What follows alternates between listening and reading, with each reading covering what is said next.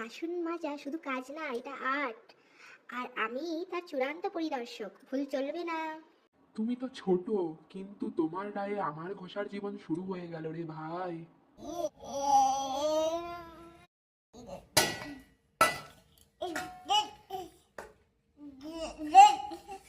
যাক বাবা, বাসন চেকার জজের বিচার, বাসন আর দাদা তিনটেই এবার থেকে ঝকঝকে হবে। না হলে তোর দাদা খালি কলের নিচে জল ঢেলে নিজেকে ডিশওয়াশার ভাবে। আর এর জন্যই প্রতিদিন আমার গলা বসে যায় তোর দাদার কানে স্টেজে অডিশন দিতে দিতে। আরে রেফারি, তুমি বলো তো, তেলটা এত জেদি আমি ঘষে ঘষে হাতের চামড়া উঠে ফেলেছি, কিন্তু আমার কিছু করার থাকে নাই। আরে দাদা, চামড়া নয়, সোজা করে বলো।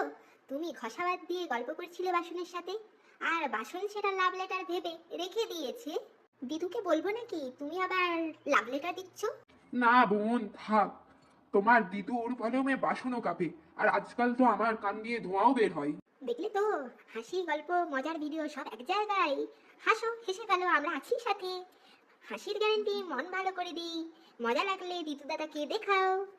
বাসনের সাথে দাদার প্রেমের জীবনে হাত তুলে আশীর্বাদ করে দিয়ে যেও, যাতে না করে রোজ রোজ সতীনের হাতে ধরা না পড়ে যায়।